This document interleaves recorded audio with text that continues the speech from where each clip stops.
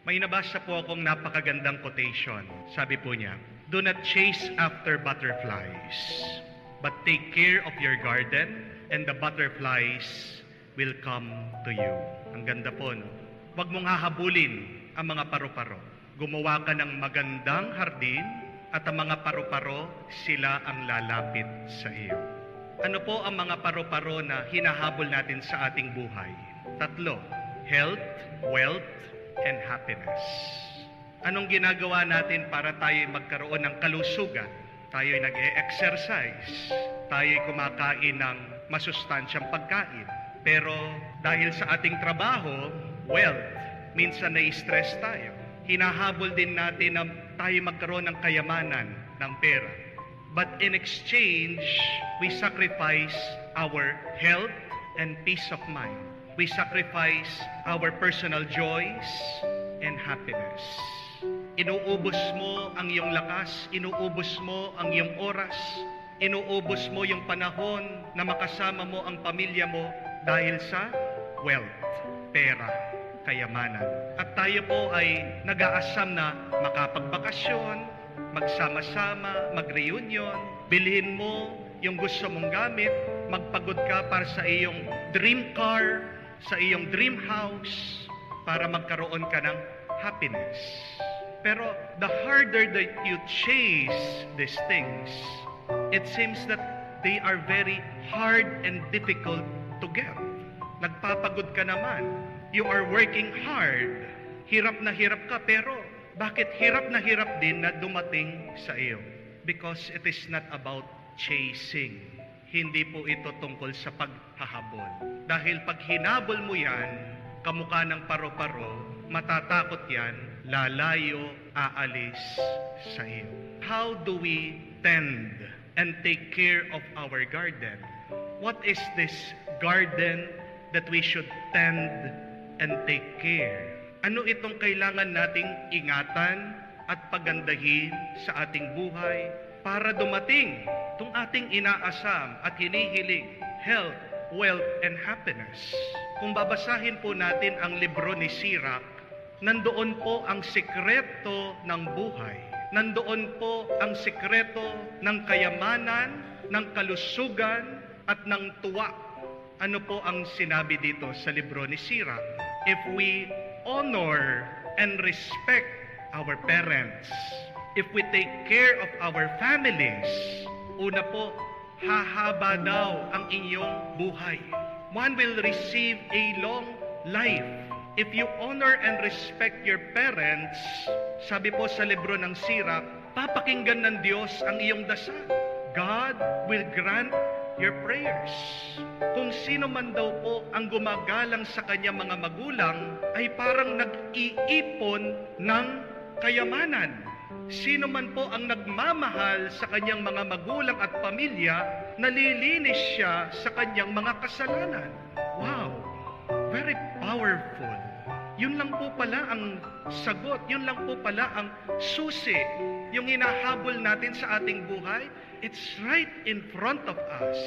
It's already in our homes. It is our families.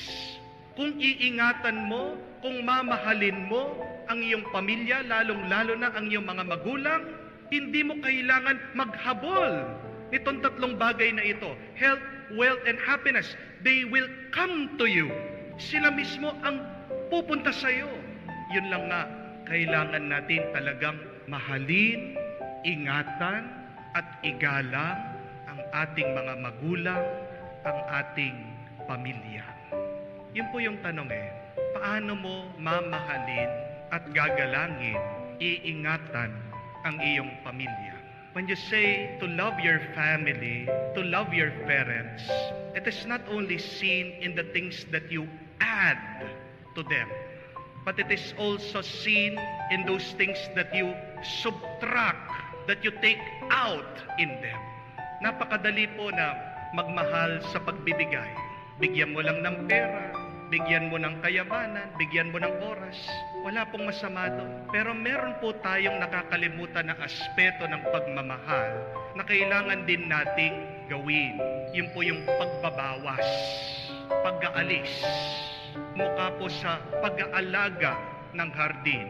Kailangan mong lagyan ng fertilizer, ng pataba. Pero kasama din po, di ba? Sa pag-aalaga mo ng hardin ay pag-aalis ng mga damo, pag-aalis ng mga peste. At yan po ang pinapaalala sa atin ng Ebanghelyo na kailangan meron kang alisin. At ano po ang kailangan alisin? Una, galit. Hindi po natin maaalis ang galit. Pero ang maaalis natin sa galit, ito, yung mali na paraan kung paano natin pinapakita at sinasabi ang ating galit. We must express anger in a safe way. Huwag kang magagalit dun sa tao.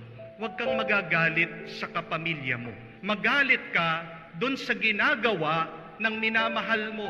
Kung paano si Maria, pinakita niyang galit dito sa kanyang anak na si Jesus. Sinabi niya sa kanya kung ano yung mali na kanyang ginawa.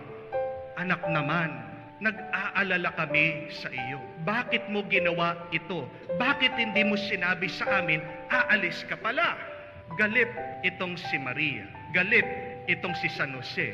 Hindi lang nagsasalita. But they have expressed this in a safe way, in a respectful manner. Ang tanong, pag po tayo ay nagagalit sa ating pamilya na hindi natin maiiwasan, paano ka nagagalit?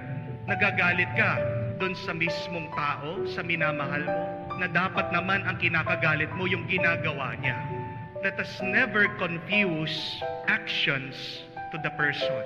Magkaiba po ang kilos, ang gawa sa pagkatao. Maaaring meron tayong mga kilos at gawa, pero hindi tayo yon. Yung ating mga ginagawa ay parte lang ng ating pagkatao, pero hindi yon yung buong pagkatao. Kaya wag mong huhusgahan ang tao sa kanyang mga ginagawa, mabuti man ito o masama. Magkaiba yung masamang gawa dun sa pagkatao. Magalit ka dun sa ginagawa niya. Kung nakakagalit yung paglalasing niya, magalit ka dun sa paglalasing niya. Wag dun sa naglalasing. Kung nagagalit ka doon sa pagsusugal niya, magalit ka doon sa pagsusugal niya. Kung nakakagalit yung paglalakwatsa niya, gabing-gabi na, umaalis yung anak mo, doon ka magalit, sabihin mo sa kanya yon. Huwag mong mumurahin yung asawa mo, yung anak mo. Napaka-importante po nun. Para maramdaman nila, mahal mo sila. How do you express your anger? Kasi hindi po natin maiiwasan ang magalit sa ating mga kapamilya. Amen? Pero pangalawa, kailangan din po natin alisin yung hindi tayo nagsasalita pag meron ng masamang nangyayari sa ating pamilya. When something is wrong, when something bad is happening in our family, we should express it. Kailangan po nating sabihin. Di ba pag masama yung loob mo, ano yung madalas na ginagawa mo? Kung hindi ka nagagalit, ikaw ay tatahimik na lang. Tinatanong ka na mister mo kung ano yung problema, ayaw mo magsalita. Hindi rin po tama yan. We should express our anger. We should say what is wrong. Sabihin mo para maintindihan nila. And say it constantly. Say it regularly. Kasi paano magbabago itong yung minamahal kung hindi nila alam kung anong kailangan nilang baguhin? Amen? Say how they messed up. Sabihin mo kung paano sila nagkalat. Wag na lang yung bibigyan mo ng silent treatment. Mahirap po yun. At walang babago, walang mangyayari kung hindi kayo magkikibuan. But thirdly and lastly, pagkatapos po na sinabi mo yung iyong kinakagalit, pagkatapos mong sinabi kung ano ang mali, wag mo na lang papabayaan doon. Do not leave them in that mess. Napakarami ganyan po ang solusyon nila pag ayaw na nila. Ayaw mo magbago, hiwalayan na lang. Tingnan niyo po kung ano nangyari sa Ebanghelyo. Kamali itong batang si Jesus, pero hindi nila pinabayaan na ganun na lang siya. Inuwi nila sa kanila, tinuruan ng mabuti, at ano po ang nangyari? Jesus grew in strength and in wisdom. Nagsumikap sila na mapabuti nila itong bata, nagsumikap si Maria at si Jose, mapabuti ang kanilang pamilya. Kung magulo sa ating pamilya, kailangan magsumikap tayo na mapabuti ito araw-araw. Let us strive to make our families better every day. Wag lang yung ikaw yung nagiging mabuti. Kailangan sama-sama. Aanuhin mo yung ikaw, mabuti ka, pero nasa masamang lugar ang iyong pamilya. Your success, your happiness, and your health depends on how successful, on how happy and healthy your family is. Di po ba? Pag mas masaya ang iyong pamilya, mas masaya ka din. Pag malusog ang iyong pamilya, malusog na malusog ka rin. Pag matagumpay ang iyong pamilya, magiging matagumpay ka rin. Unahin natin ang ating pamilya. Susunod ang iba na iyong hinahabol sa iyong buhay.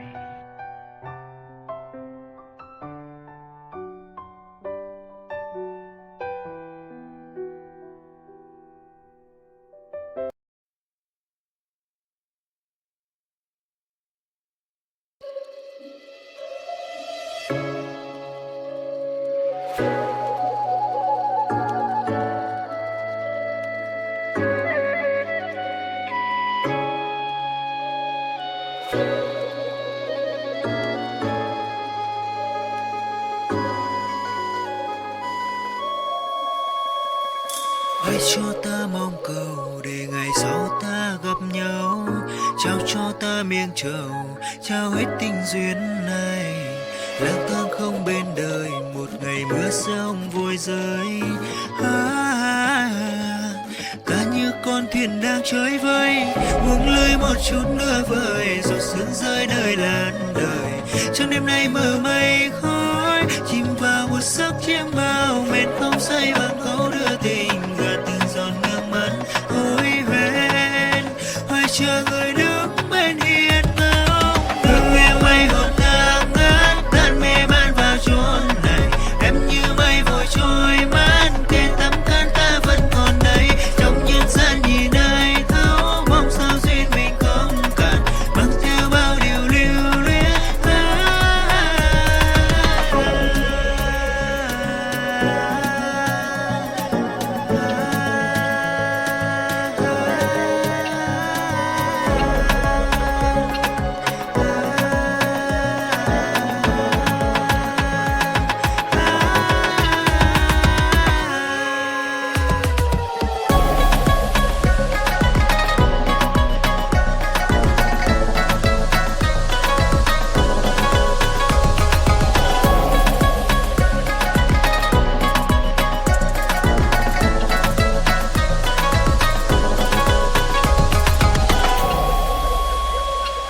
Lang thang không bên đời, một ngày mưa sông vội rơi.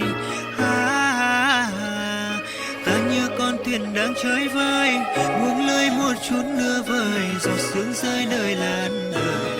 Trong đêm nay mờ mây khói, chìm vào một giấc chiêm bao, mệt không say bằng câu đưa tình, gạt từng giọt nước mắt hối hẹn. Phải chờ